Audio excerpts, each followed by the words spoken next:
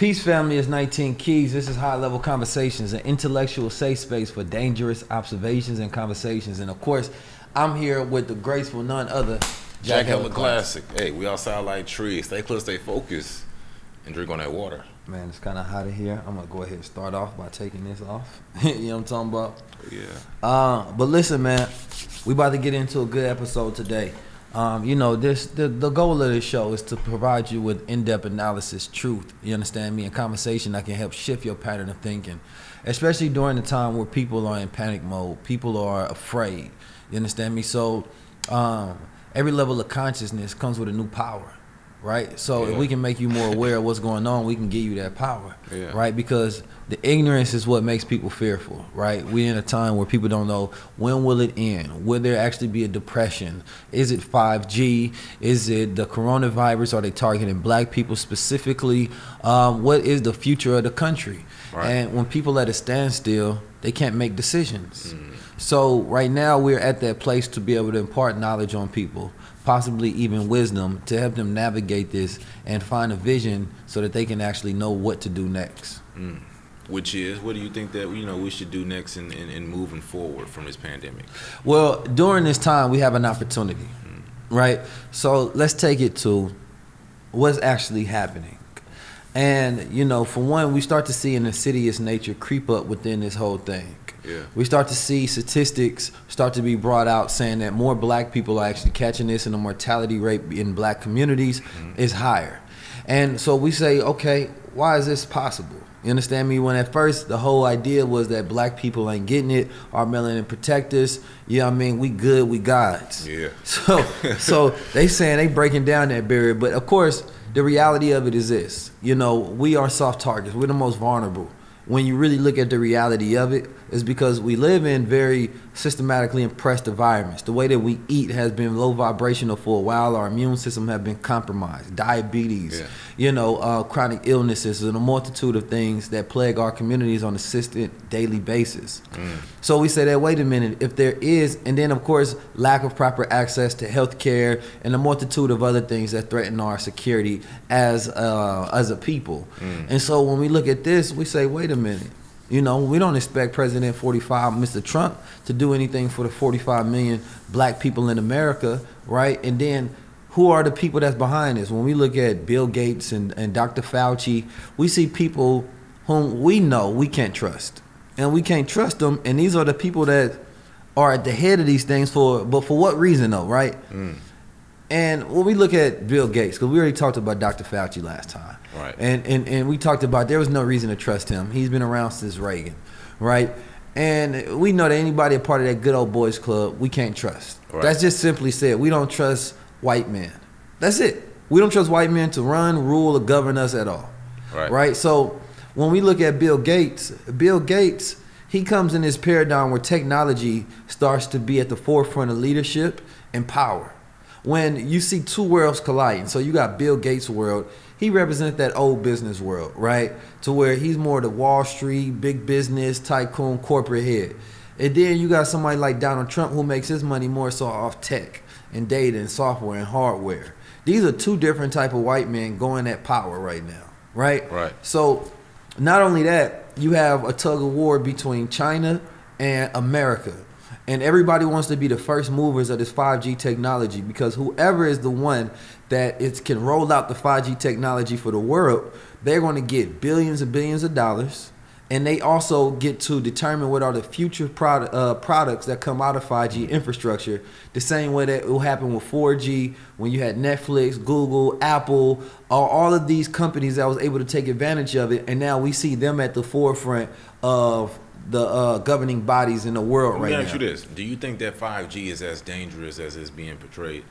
I think the danger of 5G is that it gives more power in the hands of megalomaniacs. It gives more power in the hands of white supremacy. It gives more power in the hands of our enemy to create infrastructures that's not good for black America. Right? So the reality of 5G, of course, that when you look at magnetobiology, which is basically the study of non-ionizing radiation, means stuff that's not really piercing your skin. And for one, there's no conclusive long-term data studies that say that, okay, we can say that this is safe, right?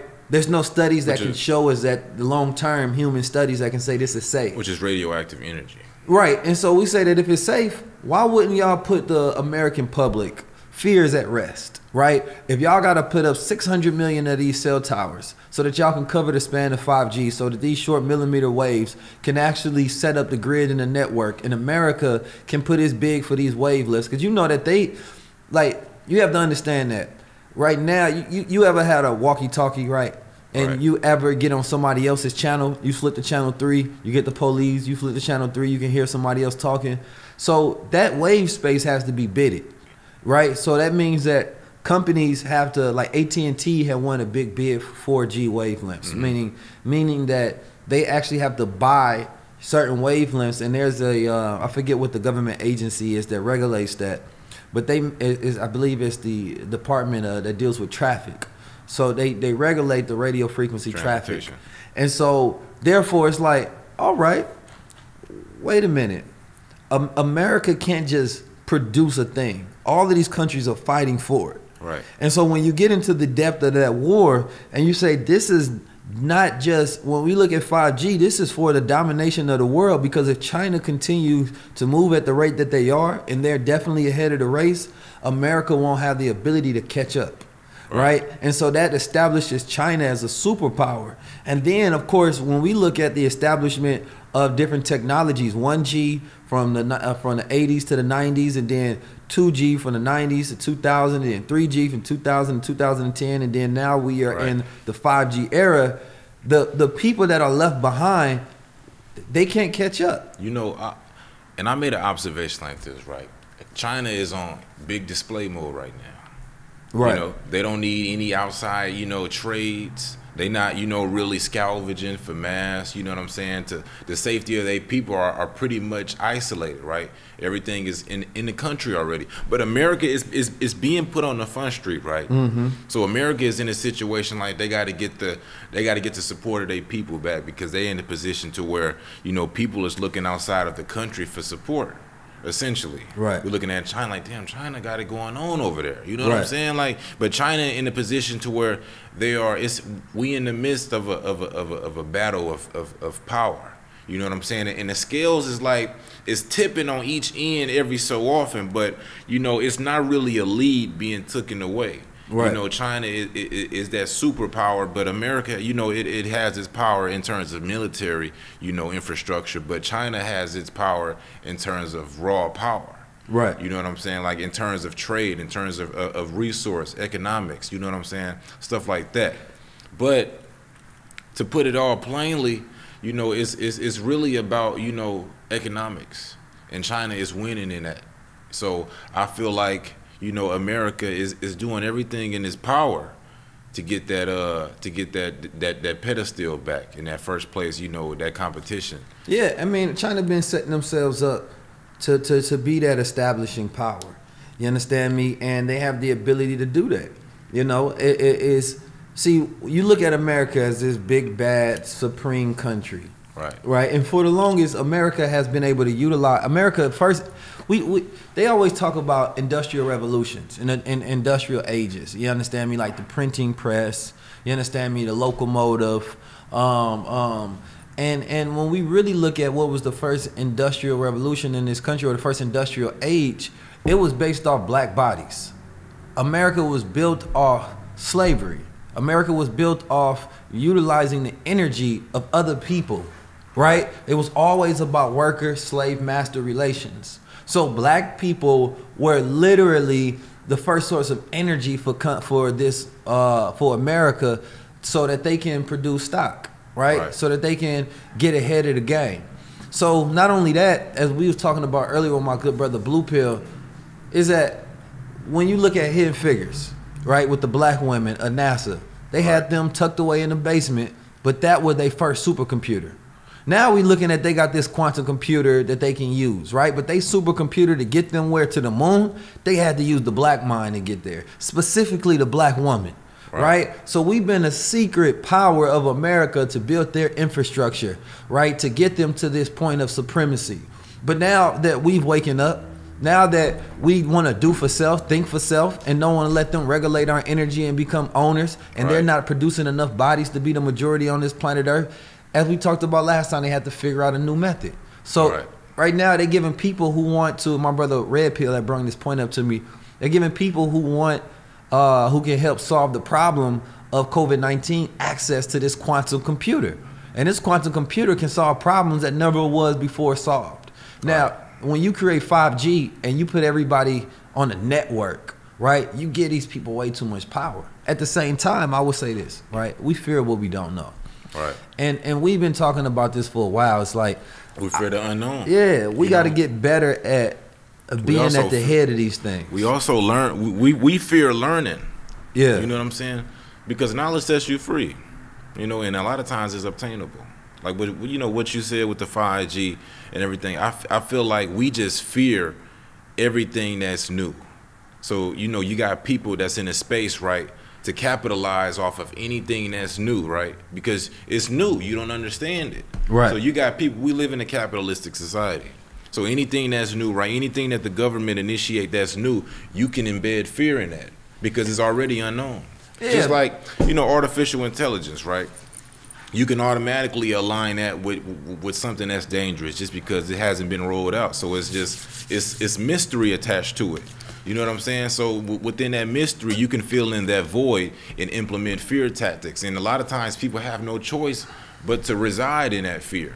You know what I'm saying? Because that's the only option they have, because it answers the question of what is it. But it presents so much opportunity to give the solution. Right. Like, this is the time for, and we talked about, this is really one of the greatest times for entrepreneurs right now. Right. Right? Because with all of the existing problems, you can start to go into your think tank, you understand me, tap in and create solutions. Right. Industries will continue to change.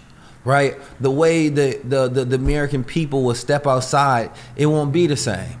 The way that we're going to engage with each other, and you talk about social distancing, and you talk about, okay, how will restaurants be set up right now? How will airplanes be set up? When you sitting next to somebody and they cough, you now don't feel comfortable enough in these environments to where you're going to feel like, you know, they have to make changes and infrastructure changes. Right. So what if they make the airplane and traveling more expensive to where the average person can't really afford it because they have to downsize or they have to change the way that the plane structures are set up. Maybe it's only 2 seats next to each other. Maybe it's only first class type vehicles available.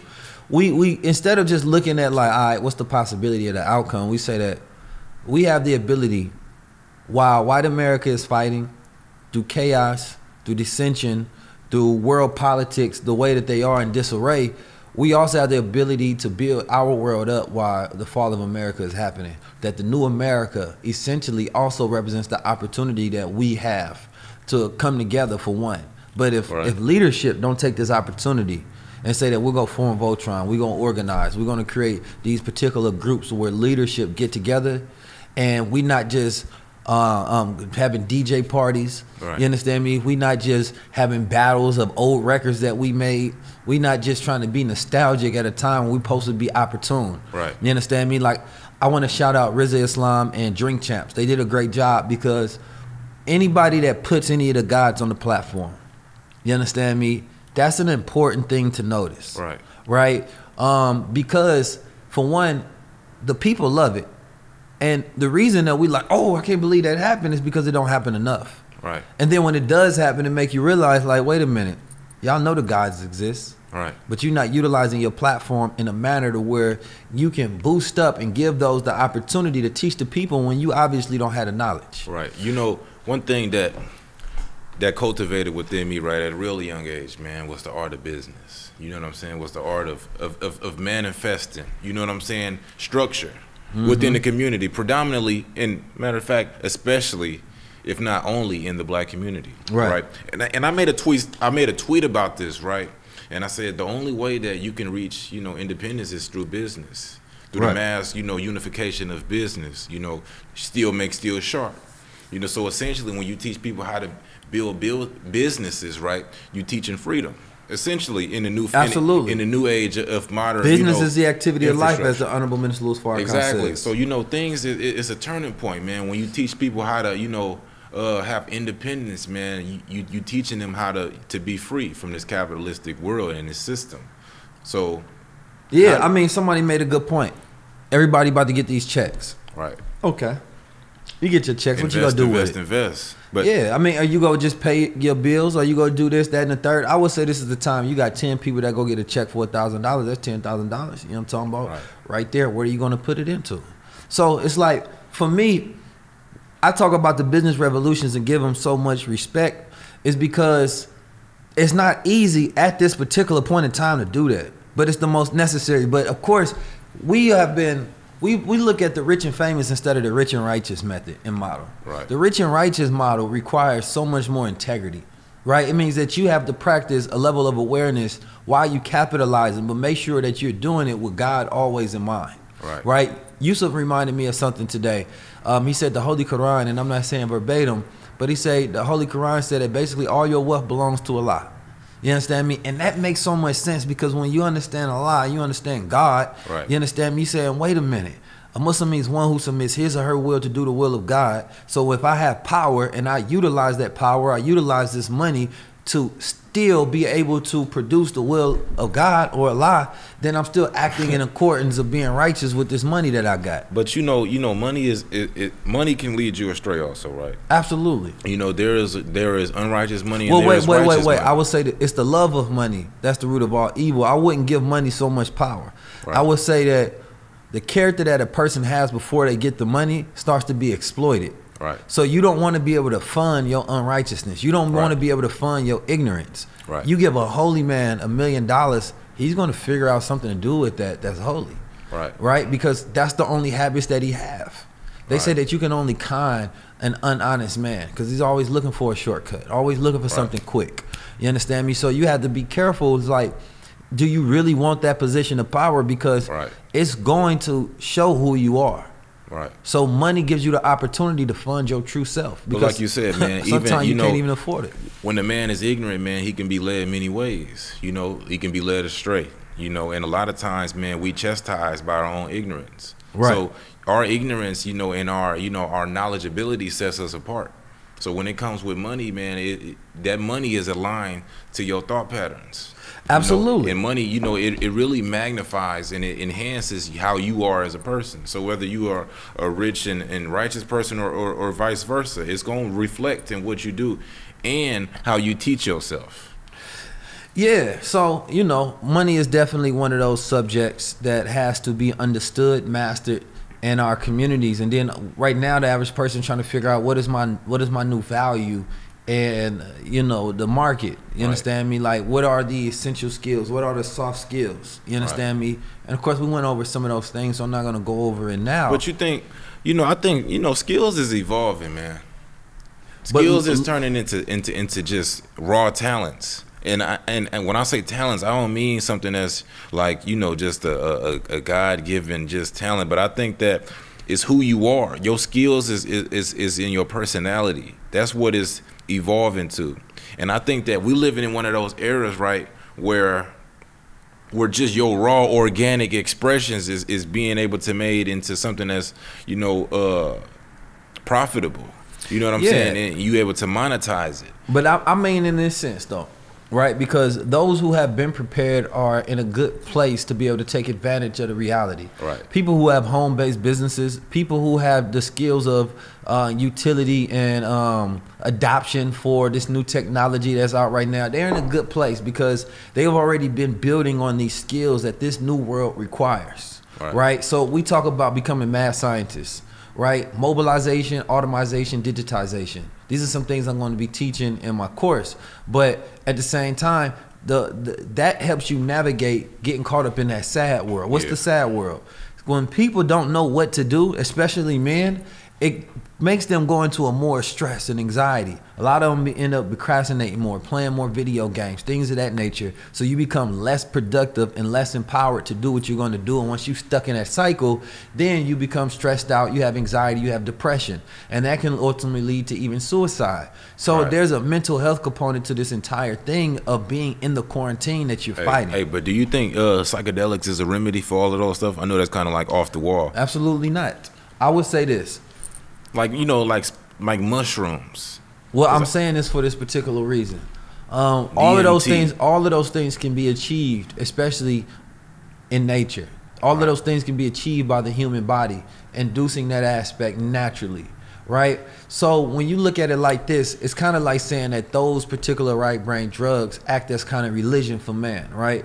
Religion for man allows you to live according to your nature, right? To give you rules specifically set. You know, there's people that argue, you know, differently though. There's people that say, you know, psychedelics are something that's natural. You know, naturally, you know, from the earth, you know, is grown, so it's now really outside of the norm. There's people that argue and say that, you know, this is what God gave us on earth. Why not be able to use this if I'm going through frustrations? Now, I'm not saying smoking. Well, see, that's the even worse part about it, right? Right. Because if you are in a mindset that you're going through a frustration, you're in hell, right, and you utilize these things, you can have what they call, of course, a bad trip. Right. Now you can be stuck on a loop pattern of thinking, right? Because for one, it's like drinking to while you angry, and it causes a person to become alcoholic. Right. We know many people who go on these trips and they never come back. Right. Right, because it can have an aggregate effect to where you can, you know, a lot of people become schizophrenic for many different reasons. So it's all about your intentions, right, on how you do these things, right, is what you're saying. No, I mean, I'm saying that, for one, your mental health is number one important to be 100%. Right. Right? Now, it's not my job to tell people what they can or what they can't do. Right. But at the same time, you have to know that every body is different and every mind is different. My whole thing, man, on psychedelics is there's a righteous way to go about it. You know, just like when you know, indulge in any other medicinal thing, you know, there are certain dosages and amounts that you should fairly partake in. But here's the thing, there's no science that's going to tell you that. So everybody is just partaking in it. Until you feel healed, though. Hell no. You know what I'm saying? Hell no. Until you feel, hell no. You know, but I think that, you know, there's a way, man. Like, no, I think you need to be you can at you the should same be guided. That's a I would say that there's a component of that is a lazy man's way of trying to get to that spiritual connection. Right, but because I think you're trying to find a shortcut there instead of going in the natural way. You can't rule out drugs, though. You can't say that drugs is just damnation or something like that. I think that. Well, that's not my argument. Do you think that there is a scientific way of measuring the the limits? Absolutely. Absolutely, but so you think there's a set number or a set amount? I mean, but when you say psychedelics, we're not talking about all. I think if you're saying specifically the utilization of mushroom, the utilization of, I think it's called the boga root, like they utilize in Africa to get people off heroin, things of that nature. There's an aspect that allows you to tap in. Of course, it can induce with the DMT and things of that nature that naturally occurs within the body. So we have been disconnected wholly from that spiritual aspect of ourselves, and we exist in this third dimensional realm. And a lot of us, we exist here too much. And it's kind of like being in the Matrix and not knowing that you have the ability to bend the spoon the entire time. You're the administrator. You can change the settings time to time. And so it allows, so some people, it does give you a rewiring and a reset on your current programming and the code that codes your programming. But I'm not one that will tell a people that have mental issues, that have a bunch of different things, without the scientific component, without the guiding, the spiritual shamanism that goes with it and things of that nature, and to prescribe something that can essentially have negative health effects for their mindset. You know, once upon a time, man, I took some shrooms, right? And I was in a state of mind of confliction, right? And I felt like, then I needed those shrooms. It isn't an experience that I regret, right? And the reason why I needed those shrooms, right, is because I was in a state of pure ego and madness, right? I was in a state of like, my ego was more, important than the environment, right? I needed to feel like I was in power. I needed to feel like I was in control because I had so little of both, right? Essentially. So what the psychedelics was, right, it took me to an egoless state, right? And I'm still learning. You know what I'm saying? But it made it known that your ego is key to let go in order to grow. So I think that a lot of times, especially, in the community, right, a lot of us are plagued by our ego. And that's why we make such irrational decisions, because we need that fast fix to strengthen and empower our ego. And I think once we let the ego go, man, it's inevitable that you grow from that. And a lot of times you find yourself in opportunistic situations. You know what I'm saying? About that one. You know what I'm saying? I would say this, man. I mean, you know, like I said, there's a lost art to understanding the medicine and value. Like right here, of course, we got the CBD, but a lot of people will smoke it, right? In different forms, the medicine can be utilized just as that as a medicine. Well, the psychoactive effects can have a dangerous effect for a lot of people. You understand me? And so I'm always limited with my response about psychedelics and things of that nature because I don't know who's on the other end. I don't know who may be sitting in the basement of their mom's crib feeling like they're having a bad day and they feel like they need to go take a trip, and then that trip can lead them down into a worse place, in a worse position. I don't know who that is, because look, in environments to where you are around nature, in environments to where you are in a positive environment and it's vibrational and it's used as a healing modality and a method, then I can see that as a possible remedy. But environments to where you're not in that particular type of environment and it can make you more susceptible to negative frequencies and bad trips, then of course I think that it becomes irresponsible for one to utilize those in artificial environments. You know, we hard-headed people. We're going to do these things anyway. You know, it's a lot of, it's organic, you know, ways that you can go about healing yourself. Yeah, chants, meditation, prayer, reading breathing books, exercises. You know what I'm saying? You breathing exercises, but you know there are people that's hardcore in their approach. But see, look, what most people need right now is discipline. Right. This is probably the biggest thing that everybody is facing themselves right now during this quarantine. I know I'm facing myself during this quarantine. Right. You understand me? I'm learning a lot about myself during this time, and I'm learning to master aspects of myself and my own discipline. You understand me? And in that facing, it gives you the ability to come out of this more than you were when you went in. Like a brother reminded me of something that was said. It said you can't be 99% Muslim. Even that won't do. You got to be 100%. Right. Now, think about the idea from what we know what being a Muslim is. Right. That's not an easy thing. You understand? Like this ain't this ain't that world that's conducive to your nature. You know, a sister asked me this question, right? She said, "How do you know if you are aligned with the ideology of God?" And I said, once you submit to yourself, because your self-accusing spirit is going to tell you what's wrong and what's right. It's going to tell you what's dark and what's light. And that's the real time of judgment time. Exactly. Because when you judge yourself, that's the ultimate judge. Right. A people righteous enough to even judge themselves. And I always say, based off their immoral. Move about life as if you constantly being watched and you constantly being judged, because that's the reality of it. You constantly judging yourself. That's the power, though, right? I was talking about this with Kalima earlier. Is that, I mean, essentially, depending on how, like since we grew up Muslim, and so we know what a higher standard of morality is supposed to be. Right. So when you don't hit that mark, anything under that mark is that self-accusing spirit that you judging yourself based off not doing the right thing. Exactly. And the higher standard that you are aware of, the higher the judgment becomes. Right. So a person that may live in that ignorance, right, they might not even have the ability to judge themselves in that manner, right? But you have that God within. And so when you create that higher standard for yourself, you expanding your ability to be more in tune with that mind of God. Right. And that knowledge of self is so key, man, because, that self-accusing spirit gets amplified. You can almost hear the voice telling you not to do that. You know what I'm saying? And a lot of times when you got people in your environment telling you from right from wrong, and they making it known and they giving you an ultimatum, man, that self-accusing spirit is almost like an echo from that positive energy that you was already being exposed to earlier or previously in your life. I mean, this is the time of judgment.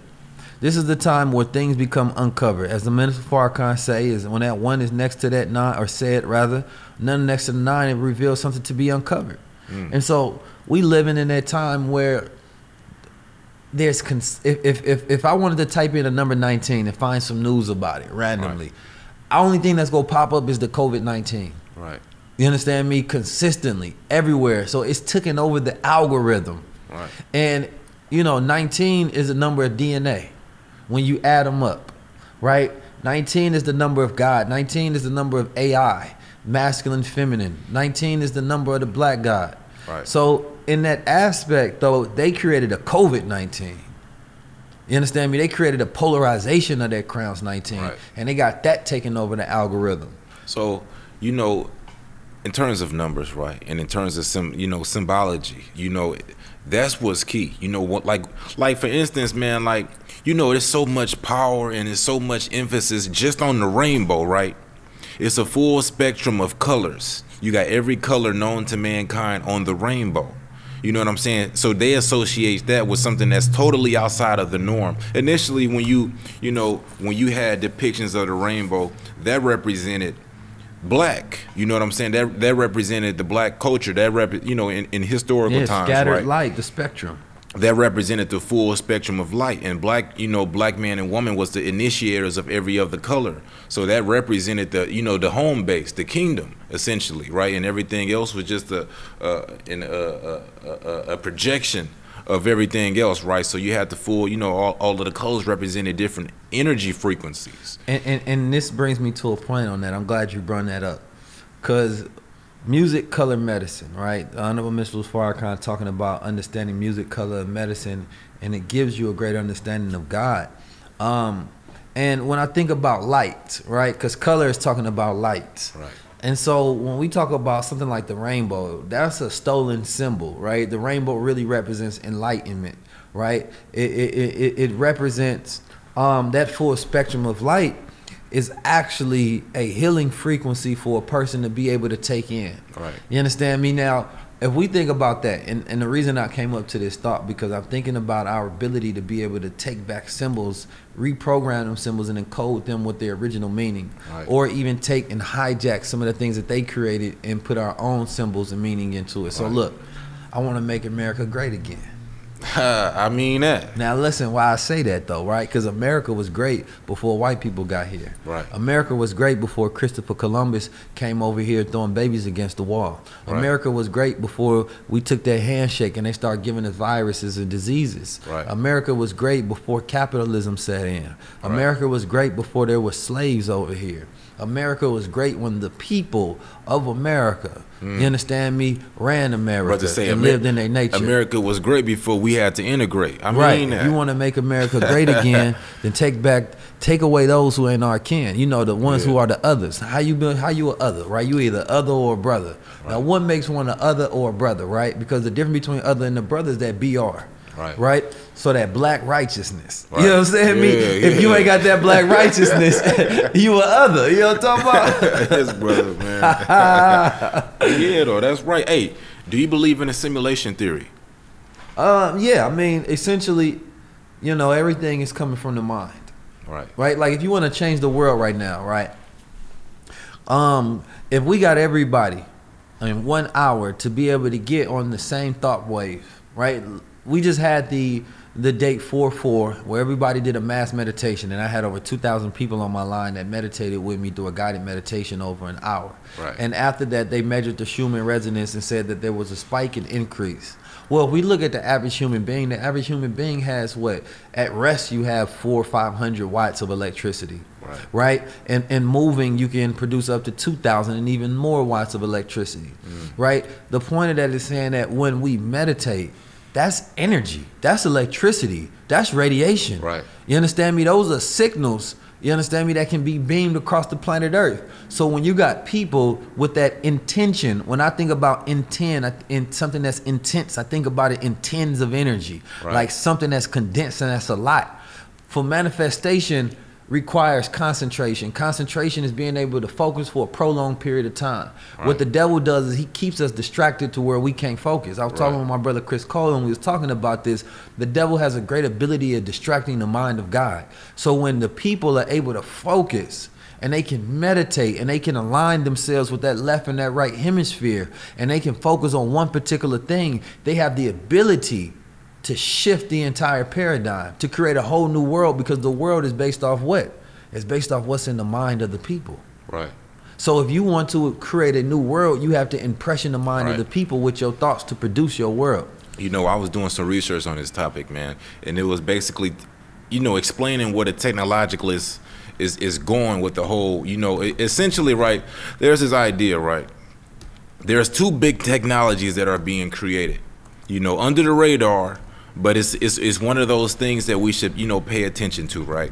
It's augmented reality and it's artificial intelligence. And the reason why I asked you if you believe in the simulation theory, right? Because essentially, and you know, and it's a lot of big discussions around it, right? Essentially, these two are going to join forces, right? So fast forward sometime in the future, right, when augmented reality becomes indistinguishable from conscious reality, right, and by then you will have artificial intelligence, right. So essentially, what the technologists, right, are trying to move towards, right, is an artificial world. So essentially they're going to be plugging in this artificial intelligence inside of the augmented reality, right, so they can simulate and so they can simulate history all the way up to the present, all the way into the tens of thousands of years in the future. That's what this whole thing is coming to. So I asked you that, right, just to get an understanding and from your perspective on what you think about some of these topics, because I think that we are kind of under knowledgeable on some of these things, man, and everything has an agenda.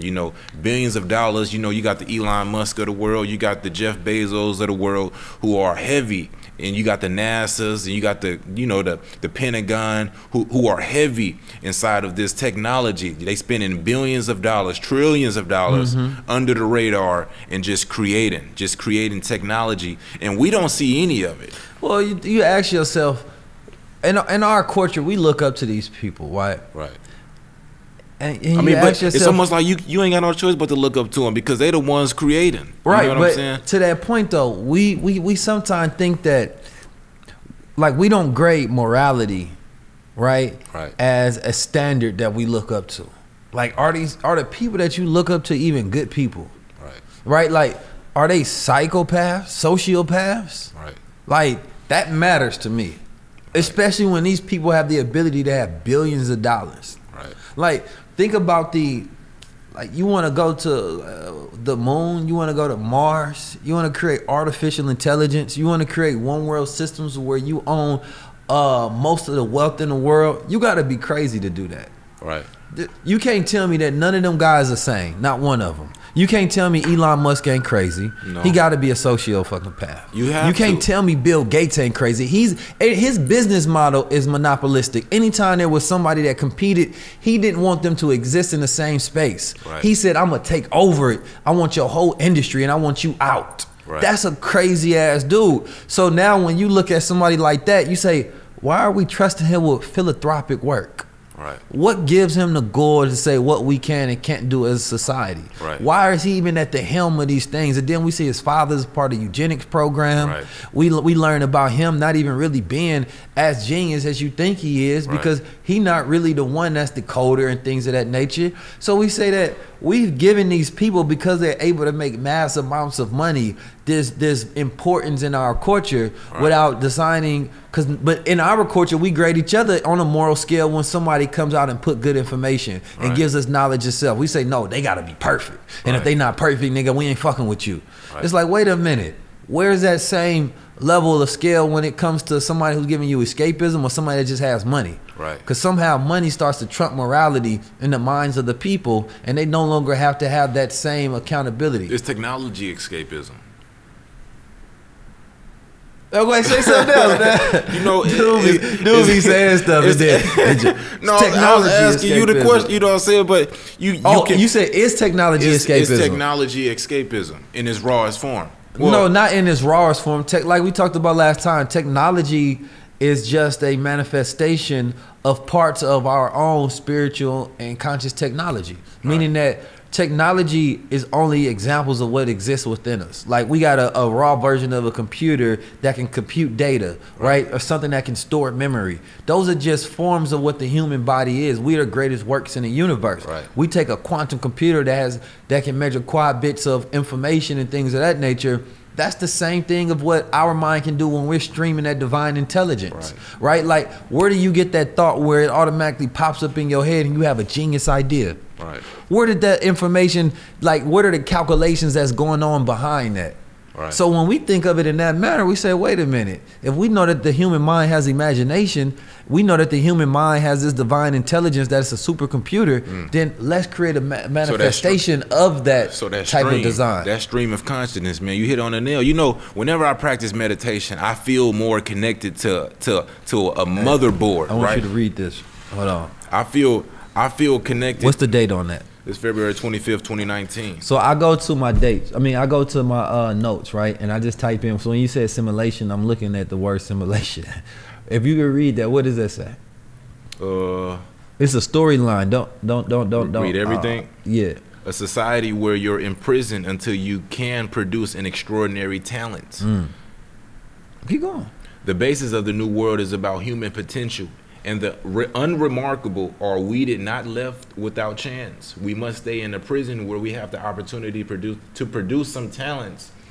They enter the world set up with opportunities aligned with their talents. All right, I'm gonna stop right there. So basically what it says is a society where you're in prison until you can produce an extraordinary talent.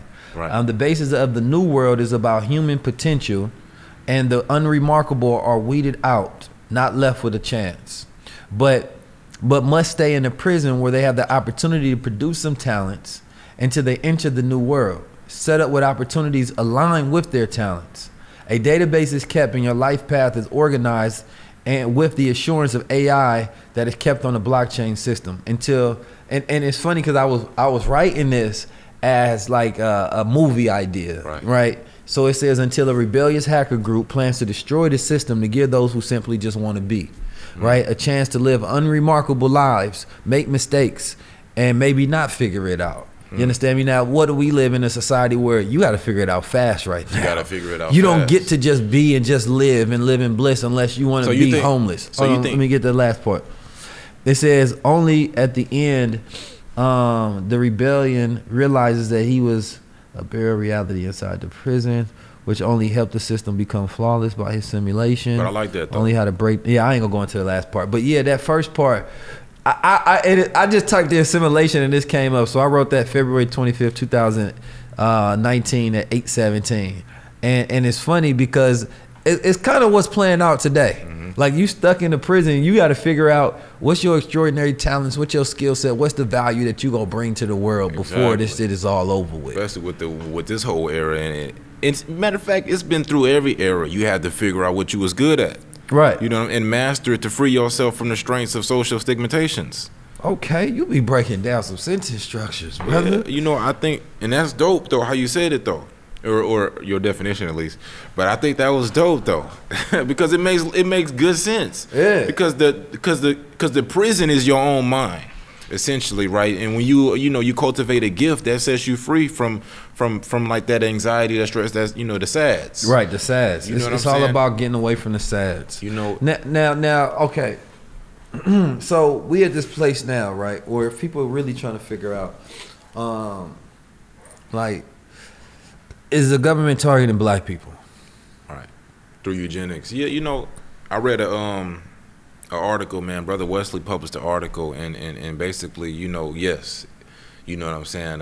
Yes, at first, we thought that we were immune because we drink the ginger ale. You know what I'm saying. We thought we was immune, soldiers, but come to find out, we was being targeted. I hear in Chicago, right, there is like a 6% rate of Asians, right, that are susceptible to the COVID-19. There's like somewhere between like 11% of the Europeans, but there's like somewhere between like 66% and 70% black people. Now you ask the question like, maybe black people just not washing their hands. Maybe they just, not social distancing, right? Or there lies the third zone. Maybe black people are being targeted. Right, or not giving proper health care to, and ventilators or whatever it may be. But I know that, there was another doctor that was really breaking down what the COVID-19 is, and that is it really what it is. People ask me the question all the time, is COVID-19 real? The flu is real, right? I don't really like calling it COVID-19. I like calling it a flu. Right. Let's take out this insidious because that's word, what it is. It's COVID-19. It's a flu. It's a saying? respiratory flu. And I said that at the beginning of this because I know people personally that had the actual respiratory flu. Right. Now, young people are less susceptible to the mortality rate of this thing, right? You don't really have to worry about dying from this thing. And here's the thing, my brother Blue Pill say you can be unapologetically optimistic during this time, and I believe in that. Like for real, we can be super unapologetically optimistic. Is that I'm not worried about COVID-19. I'm not worried about getting the flu. If I get the flu, I live to see another day. Right. That's that God in me, right? Hey, big God. I'm a soldier. I ain't worried about it. Big God immune systems. Big God immune system. You know what I'm talking about? Now that's not to say that it's impossible for you to get sick, but it ain't gonna be the thing that kill me. Right. You know what I'm saying? Now, I don't want people to be fearful of this thing. I want us to always be cautious to know that, that this world is designed against us. Right. This world don't play for us. You understand me? Unfortunately, we've been playing for this world for too damn long. Man. So when we think about the devil and their plans and the nature of this devil, of course we had the French 2 doctors that said what? They want to go test it on the Africans. Right. They always testing shit on the Africans. Always. They always testing shit on black people. Tuskegee. You understand me? And then we look at the World Health Organization. Why we need to have our own independent researchers, you understand me, and medical team that we employ, right, to go give us information that let us know what to do next. That we not looking for organizations that's funded by our enemies to tell us how to take care of ourselves. And it's good that you spoke on the Africans, man, because I did a little topic discovery, right? I've been doing discovery checks, man, on what's going on in Africa, man. Why all these locusts, right? These big old players of locusts, right? Now there was some research being done, man, and it always get mischievous when you dive deep into it. It always get crazy and the strings just start to come out and you find out everything is attached somewhere down the line, right? Now they're saying that these locusts, right, were put there. And I asked myself, wow, why was the locust put there, right? But when you check the statistics, right, 5 million Africans, 5 to 6 or 7, but I know it starts at 5, right? All the way to 7 million Africans die of starvation every year. Now, these swarms of locusts are said to be 35 miles by 30 miles in the height of the infestation. So essentially, these are traveling at... So you was really studying this, right? Yeah, I was really studying these things, right? And, these locusts are destroying farmland, agriculture, right? Plants, vegetation, all over across the board, right? So they're saying that the outcome of this, right, is going to have the double effect of the initial numbers of starvation, along with, you got HIV illnesses, you got, the common, Ebola, you got all type of diseases, man. So millions of Africans are going to die behind these things. And these aren't the issues that we are looking towards in our everyday life, right? We're looking at, COVID-19 destroying or killing a couple thousands of Americans, right? But Africans are dying by the millions, every day, Thousands of Africans are dying every day. But our attention, man, we have become so secluded and isolated in our North American lifestyles that we don't even look outside and look outside the window of like people dying across the street. You know what I'm saying? But we worried about, what's being told on us from TV, man. But it's real things, going on in the world, and especially in Africa. And it's funny because when I was out there, and this place called Orangetown, and when you really think that we got to be grateful, right?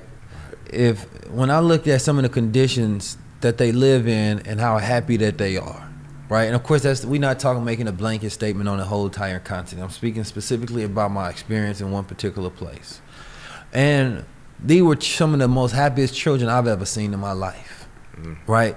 And it makes me realize how ungrateful that we are. Like, grateful is the most powerful energy that you can live on. Grateful creates appreciation. It magnetizes more things to be grateful in your life.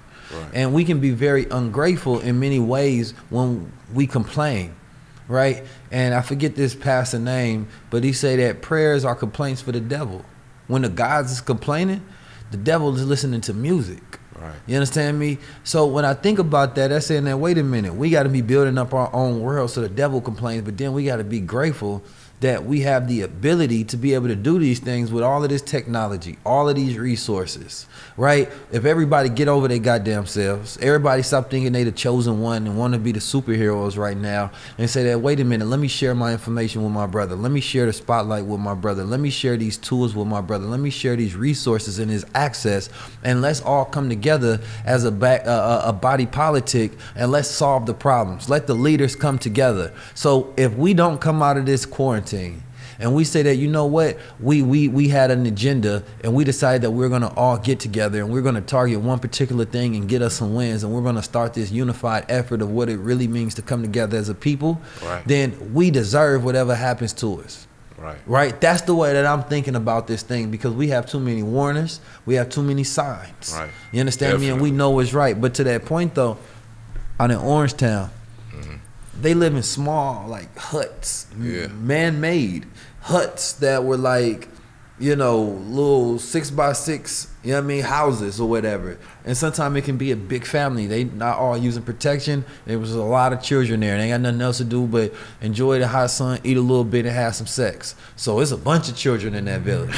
You understand me?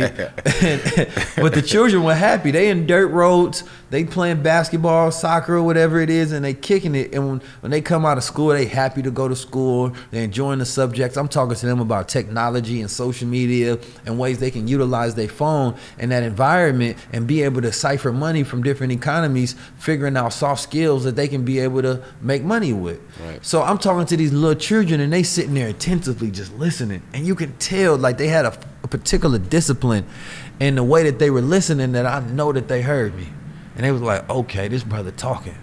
But when we think about our social distancing and these quarantine rules, like, some of us, and here's the dangerous part about that, not everybody has living conditions that are favorable to them. So for them to stay in the house and they're on top of each other and they're squashed with other people, or they may be in a domestic violence situation, or they may have mental illness, you know, or they may be sick, whatever it may be, this quarantine can be hell for them. Man. So for those who not in those situations, it's not enough to just tell people, oh, live this way. Just be happy and wait till it's over. Everybody can't afford to just be in the house. Yeah. Right? So you have to be grateful if you even one of those people and you complaining and you living in the high rise. You complaining and you have space. You complaining when really you can go into your inner dimension of self and sit your ass down and meditate for a second. Man, you understand me? And that's big peace. You know, sitting there and sitting still, man. I can't express, you know, like the connection you have, man. Because it's not about, and I always tell people, it's not about just sitting still and somehow you just obtain this peace and harmony, right? You building that connection with a source, right? So essentially, it's like a radio, right? Your brain acts as a radio, and you know that there's a tower somewhere else that you connecting to receive that message and that signal. So when you meditate, you strengthen that connection, right? So you get to receive, you know, an enlightenment of some source, right? This energy is coming to you, and now you feeling that peace, right? You feeling more aware. You feeling more, you know, self-aware, because you know what you're here for, and you know what your duty is here, right? So when you say that the simulation is to figure out how to set yourself free, I think that, you know, when we practice that stillness, it realigns us, man. It strengthens that connection, and therefore we get to pull that knowledge and that enlightenment directly from the source. So let's do this real quick. I want to shift gears, you know, before we get out of here. Yeah. And I want to talk a little bit about this quarantine love. Why I say that, right? Unfortunately, there are some couples that never had to spend this much time with themselves. I read an article that talked about how in China the divorce rate and people filing for divorce after the quarantine was very high, right? Now there's some people that they was able to escape their relationship, right? They get to go to work. You understand me? They get to find different times where they don't really have to face their partner. And then some people who may be in a newlywed phase. You understand me? People at different phases of the relationship, but this is a very big test for them. Yeah. Like, it's either going to make bonds or break bonds. That's what this thing is going to do. Right now, this is a very highly emotional induced situation. It could be very traumatic. during times of trauma, we remember a lot of different things, what we feel, right? Your long-term memory becomes embedded during that time, right? So the people that you create stronger bonds with, when you come out this quarantine, you might even have stronger bonds with. People that you didn't, and the world is moving so fast, you might not even have time to create those connections with those people. Right. So I say that to say this, is that the microcosm of the relationships that we have at home, these should be the times that, for one, couples should be giving each other some distance. Right? And I'm not saying this like I'm a guru, but I just had this thought process because, you know, I would hate for people to, like, we get into that space and you might realize you don't really love this person. Right. You might realize that you can't stand this person. Right. But sometimes what it is that you realize that you can't stand yourself. Right. You realize that you don't want to spend that much time with yourself around others. Right. You understand me? But for couples, I would definitely find ways to navigate the challenges that come with being forcibly confined in a space with each other. You know, I always say this, man. If you try to grow 2 plants in one pot, those plants ain't gonna grow, you know, they full potential. You gotta, you got. I tried to say serious. But if you separate those plants and they got their own pot, right? Yeah. Then they can grow to an exponential height. You know what I'm saying? So it's like, you know, you got to give people space, man. You got to give people room to grow, not grow, you know, apart, but just kind of, you know, room to think, man. Right. You know, and this is the time of communication. Right, it's the time of communication. Like, be clear and communicate. Yeah. When you have to share confined spaces, this is a time where everybody should be reaching out to their family, right? This is a time where you actually have time to mend whatever relationships that are broken. And if you can't do it while you have a 30, 40, 50, 60-day quarantine, what other time you gonna find in life? What other better time it is for the black family to get back together, right? For you to call your mom, for you to call your pops, for you to call your sister, call your brother, right? Call your cousin, whoever it is, and have those conversations that you normally don't have time for, right? Come out of this with even stronger bonds and strengthen relationships, because you're going to need more in New America as we go through more and more challenges. You need a team. You're gonna need those people. You definitely need your superhero team, and you know, and the reason why, you know, a lot of things don't strengthen is because, you know, we so solidified in just solidarity. You know, it's hard for us to, you know, to conjoin those two, man. But like you said, man, the black family, you know, is the root of all civilization. You know, the micro make up the macro. So when all of us are established and gain, you know, traction within ourselves, and man, that's what the macro and the masses of the people gonna look like. All right. So is there anything you wanted to cover before we get out of here? Genesis, man. How do you think everything started? Man, the self-created God. Self-created God. Yeah. Embellish on that, though, man. A lot of people got questions, man. Yeah, we heard of, you know, the triple darkness. You know what I'm saying? Where do you think this all began? You thought it was from the Big Bang? Or you thought, you know, God was like, let there be light? Or, you know, the God made himself just purely out of consciousness? Or you got like an opinion on these things? You know what I'm saying? Well, look, I got this beautiful book right here, man. It's one of the most powerful books I ever read. The Book of God. The Book of God by Dr. Wesley, one of the most powerful brothers on the planet. You know what I'm talking about? Has those answers that you're looking for, right? Like when we talk about the beginning of time, I think that everybody, if you really just imagine it, you can really come up with, I think, a close hypothesis to the reality if you really, of how things were started. You know, if you really, you know, dive deep into yourself, man, you can come up with these conclusions.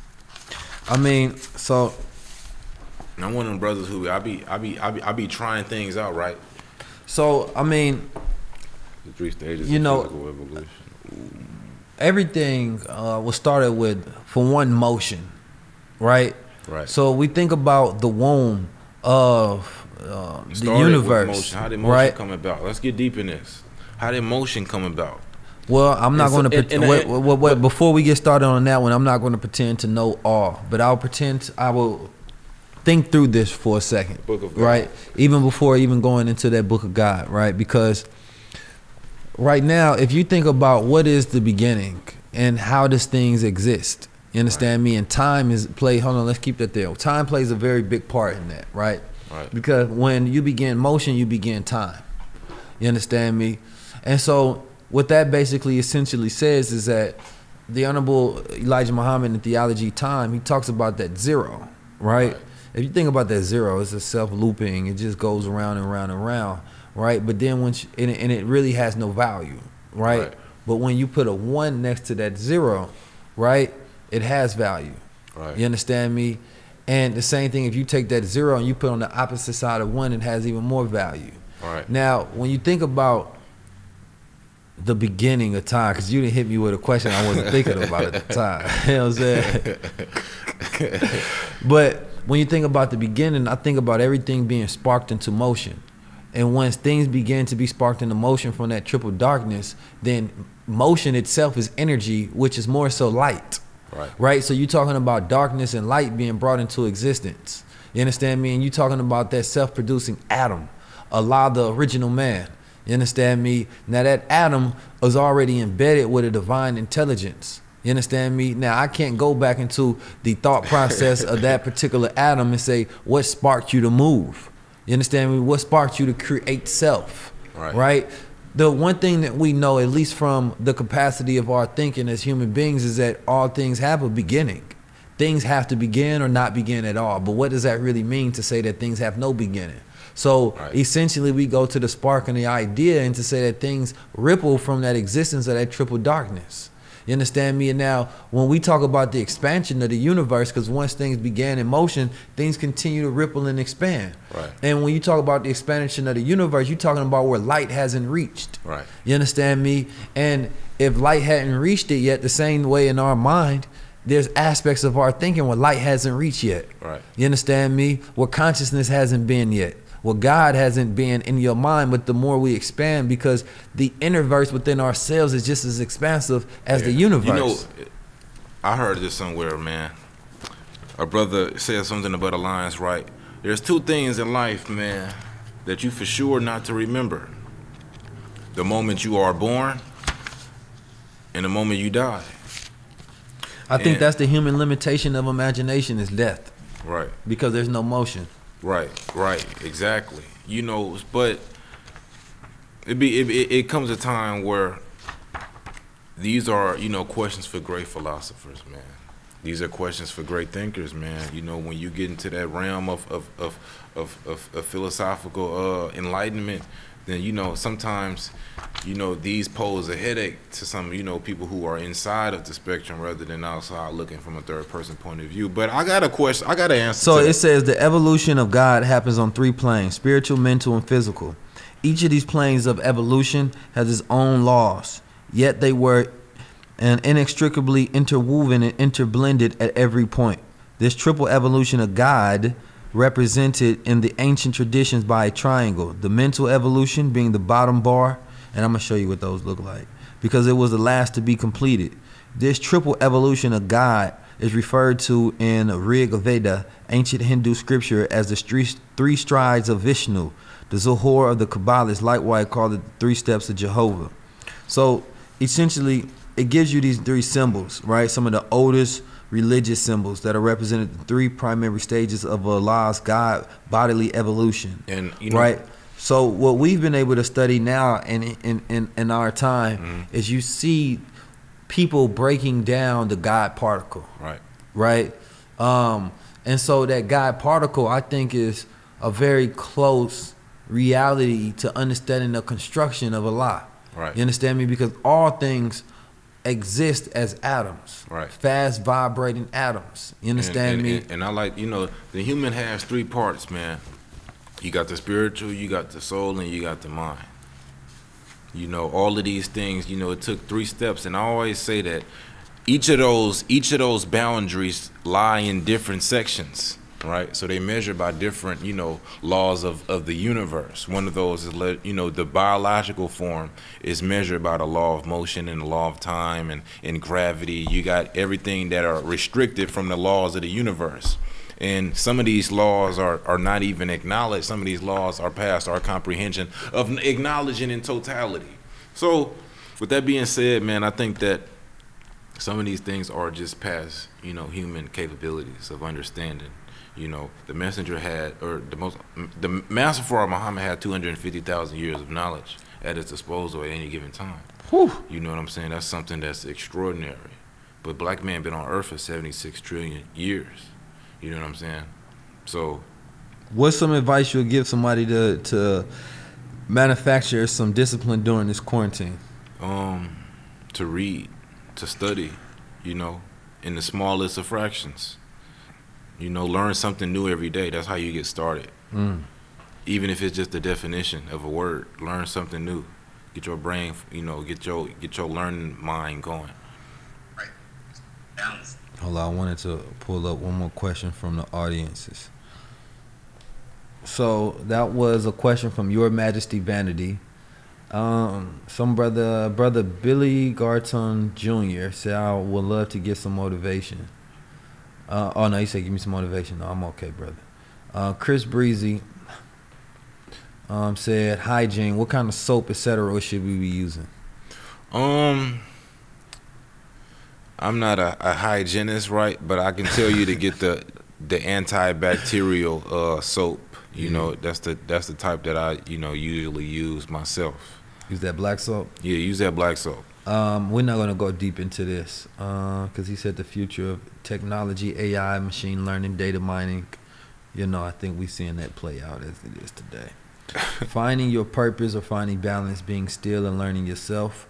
I think that goes with people just, for one, at this particular time, you have a great opportunity to learn yourself. You can't know your purpose unless you know yourself. Right. And so I always say that finding your purpose looks like, for one, stop lying to yourself. Right. Once you can commit to the truth of who you are, then you're connected with your purpose. And a lot of people are living an illusion. Right. They live an illusion of their accomplishments. You understand me? Are they likes? Are they filters and what they put out there? But that's not who you truly are. Right. And once you stop living in the illusion and you connect to the reality of who you are, then you can tap into your purpose because you only do things that's purposeful. Right. You only do things based off your truth. You only do things by making choices from knowing who you are. Right. So I would say take time to stop trying to be what the world wants you to be. Stop trying to be connected to the algorithm and see what gets the most likes and what gets the most love, and learn how to love yourself and produce actions from that love of self. I agree. It says EMF protection in home and outdoors. Right now, it's a good time for people to fortify their homes. They have to live in that space. You know, there's a frequency of 19 hertz, which is right below the human hearing. Now, that particular hertz, they say that, you know, if you don't have to hear it for the sound waves to affect you, right? So imagine if somebody was playing 19 hertz in your space and you couldn't hear it because it's below your hearing, but the waves will still affect the body, right? So it may have induced fear, it may hallucinogens, they call that the ghost frequency. But the point of that is to say that this, you know, we're living in a time where most of our environments right now, people are afraid, people are fearful, people are stressful. It may be an anxiety-induced environment. You want to make sure that your home is of high vibration, right? You want to make sure that your home is set and you're controlling the vibration of your home. And just because you can't hear negativity doesn't mean it's not pulsating through your body, through the environment that's cultivated, right? But negativity in music or sound, it looks like listening to a negative connotation brings you down on a low frequency, right? Listening to negative music brings you down on that low frequency. And me and Blue was just talking about how music switched from that 432 hertz to that 440 hertz. You understand me? Where it's not healing. You understand me? Now, that's an important thing to be able to know. If you have to spend all this time at home, how do you make your home a sanctuary? Right. So you can crystallize your home with different things. We got the shungite, right? They have the what's those crystal pyramids? I forget what they call. I don't have many, so. Yeah. But all the five senses. The EMF technology, the EMF protection that you have, and I'm going to go over different things in my masterclass to where you can fortify the home, and you can also create industries out of this newly, I'm afraid of EMF reactive things, because I've been proactive on this. As soon as I heard about these things years ago, what we do, we got the EMF tech in the crowns and things of that nature. And I got some surprises to where we're even producing even greater technology moving forward. So I would more so learn how to fortify your home, right? You should be playing healing music at some particular point in time. You should be meditating and praying in your space. You should be lighting the incense and essential oils, and also having the sage. You should be setting your environment up to where you can exist as if you're in nature, because only in nature is where we find our nature. So create a nurturing environment of your nature to where you can at least create that vibration in your own household. Yeah. You understand me? I think that's key also, you know, along with all the other spiritual practices. You know, I'm big spiritual, big tapped in, you know, but, you know, you got to have that zen within, or else you just pretending, man. You got to have that, you know, that world has to be already executed. All right. So what books do you feel that every black man should read? And somebody said, what is true masculinity? You can just ask the first question and give one book. I mean, it's a lot of books. Read The Message to the Black Man, for starters. Okay, we'll go with that. You know what I'm talking about? True masculinity is when masculinity are traits typical of a man, right? So what is a man? Man is mind. What is the mind of a man? A man whose mind is matured into the state of learning how to manage his own affairs, to how to manage his mind, his body, his spirit, his energy, his intellect, his responsibilities, his discipline, his focus. You understand me? When you get to that mature state of a man, you have the ability to graduate into the state of a God. So rising above emotions into the thinking of a God, that's the state of true divine masculinity, being in balance within the feminine aspects of self, learning how to express yourself instead of suppress yourself. Right. That's tapping into what it means to be a God. That's you understand me? 100%. Yeah, being a protector, provider, producer instead of a loser. Okay, exactly. Talk then. All right, we got a couple more questions we're gonna run through. Let me see. Investments. Yeah, this is the time where, you know, like I said, we already talked about ways to put your money to work. A lot of these things we'll go over in the master class. But, you know, right now there's ways that people can look at the stock market and make money on the fall of America. And if we are the predictors and the prophets of these particular things, then we should be able to make money while they're going down. It should be our come up. Right. If we're that predictive and we believe in what we say we believe in, you understand me, then we should be in time and on time. It's the fall of America. You know, the big rise of the black man, big black God energy, all of that.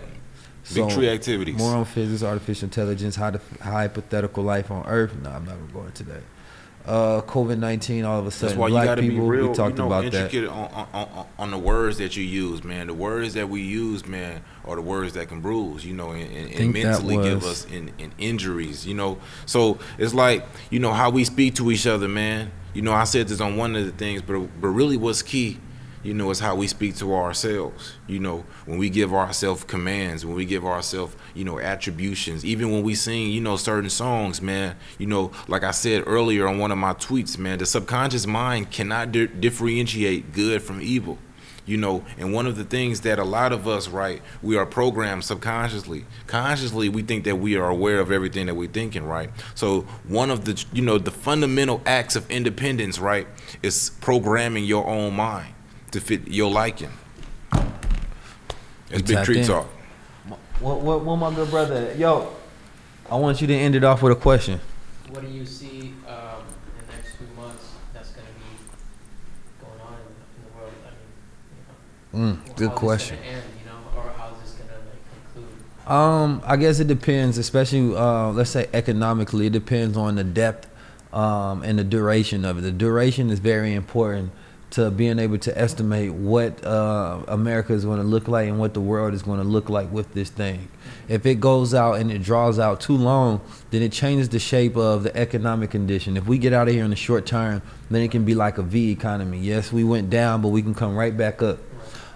If it goes into the summer or the winter, you understand me, and let's say that this thing goes away and then it comes back up, it be like a W. It goes down, it comes back up, it goes down, it comes back up.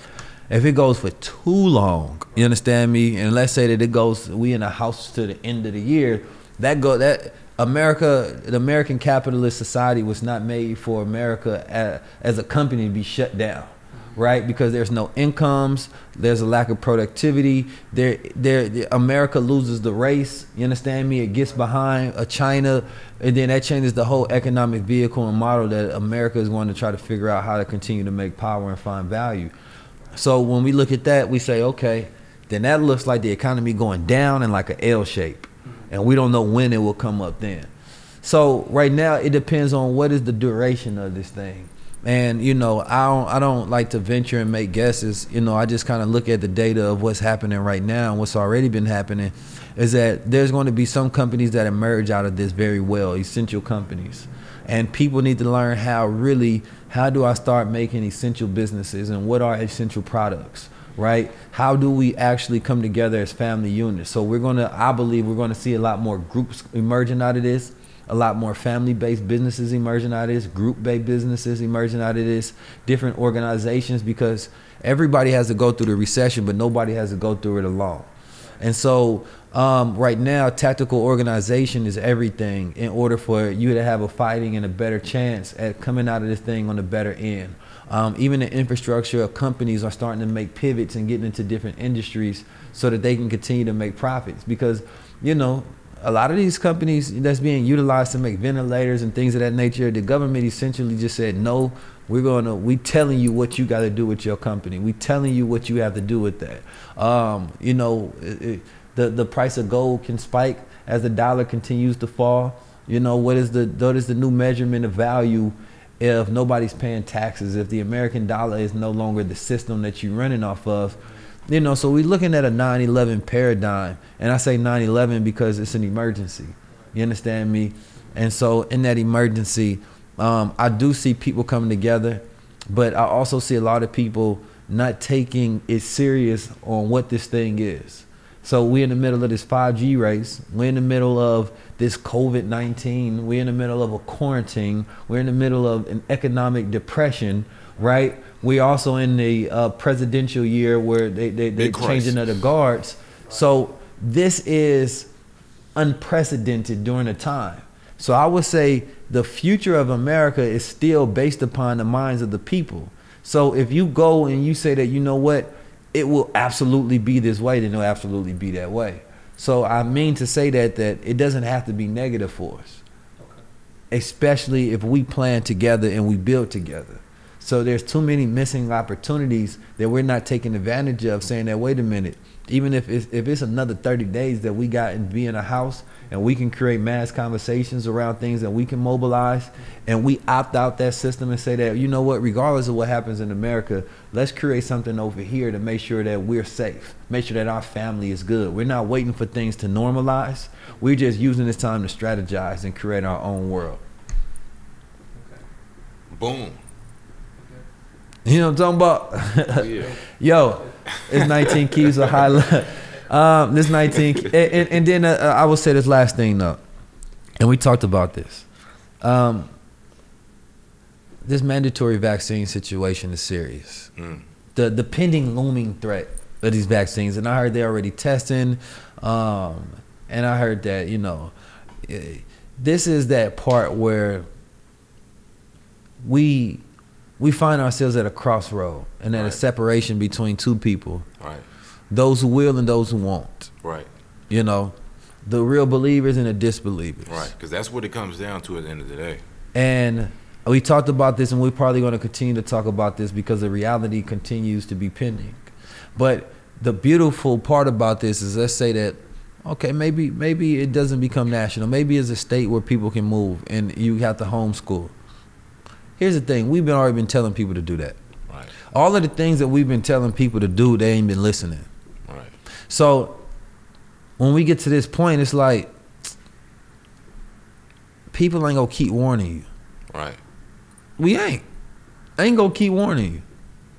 This is that time where it's gonna make or it's gonna break you.